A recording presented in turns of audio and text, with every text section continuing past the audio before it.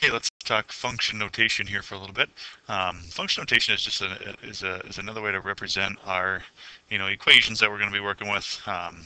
It does tell us that what we're working with is a function. So when you see this notation, traditionally you see kind of an f of x notation, but you can see there's different variables that you can use there.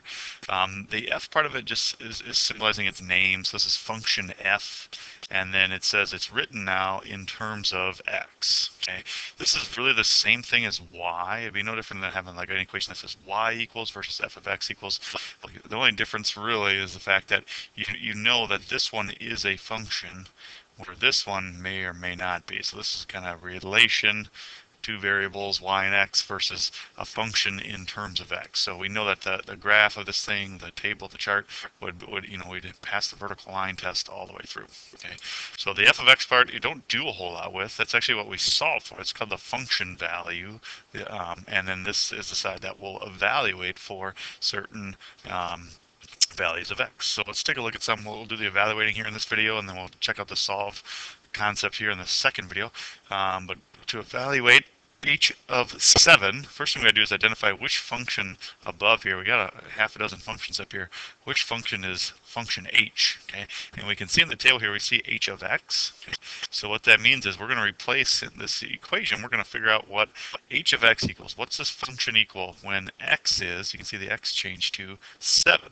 Okay, so we're going to go ahead and find 7 in our table here for the x values. Okay, and then give the h of x value, or what we call the function value when x is 7. So h of 7, if we would evaluate this thing, we don't have the equation, but we do have the table here. If we would evaluate h of 7, we'd find out that h of x then, or h of 7, is negative 77. Okay. There's not a whole lot to do there, just kind of understanding what that function notation means. The number inside the parenthesis here is what x is going to become, and then we just evaluate that function at that number. And it just depends on how the function is represented. That'll determine how we kind of come up with that value. So let's try g of 1/2.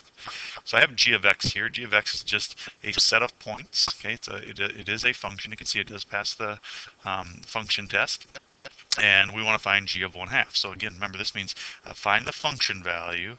What does the function g evaluate to when the x is 1/2? So we got to look for our points here, and we find the one that has x is 1/2. Okay. What do we get? What's the output when x is 1/2? Well, g of 1/2 outputs, when we plug in 1/2, we get negative 6. Okay.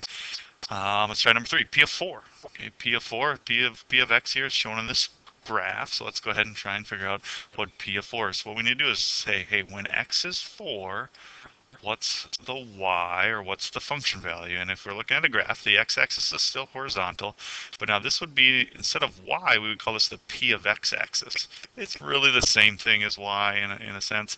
As far as the ordered pairs go, it's x g of x over here. In this case, it would be x p of x, that kind of thing. But we could still just think the x and y kind of pairs. So when x is 4, so we got to find when x is 4, what does the y, or the now p of x, evaluate to? So when x is 4, we're right here on our graph, okay, which would report back to be a negative 1 for a function value. So the point 4 comma negative 1 is on the graph, and we can report that p of 4 equals negative 1. M of 0, kind of same thing here. When x is 0, what does m of x equal? And again, it's really just the same thing as y. So when m is 0, we go up, we see this is this is what we call a constant function. Every value of x produces 3. So even when m is 0, we find out that the point right here, 0 comma 3, is on there. So 0 would evaluate in the m function to be 3. All right. Number 5 here, we got f of negative 8. So we got our first function that has an equation. So all we got to do, remember, we're just going to replace, and we'd leave this f of negative 8 notation there. It kind of tells the reader what you're plugging in. So f of negative 8 becomes negative 8 plus 8 all over 3. So all I did is I just replaced the x with negative 8 in the f of x function. So the x here, which is where that negative 8 comes out, and then we just simplify it. So f of negative 8 equals, on the top of the value to be just 0, and 0 over 3 reduces down to be just 0. Okay. The last one, w of negative 1/4. Okay, so now we got to find the w functions right here. So I'm going to go ahead and I'm going to show this one in one extra step here.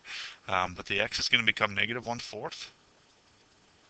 We'll do our substitutions and we'll do our simplification, and we will kind of get this thing evaluated out. So I got the equation here. I'm going to plug in negative 1/4 for each of the x's. Anytime you do those substitutions, make sure you put them in parentheses, and then it's just time to start simplifying. So this is a little tricky here, but we're going to square negative 1/4, and then this negative up front is going to give us the opposite of that. So it's really the negative of, or the opposite of, negative 1/4. It actually turns into positive 1/16. Okay, and then we got to take minus 1/4 and add 7. And finally here, we just have some addition and subtraction left. So let's go ahead, and I'm just going to type that into my calculator here real quick. 1 divided by 16 minus 1 divided by 4. And then plus 7. Negative 1/16 minus 1/4 plus 7. Math, enter, enter to get us a fraction, and we find out that this will evaluate to be 107 over 16. So the w function evaluated at negative 1/4, or when x is negative 1/4, comes out to be 107 over 16.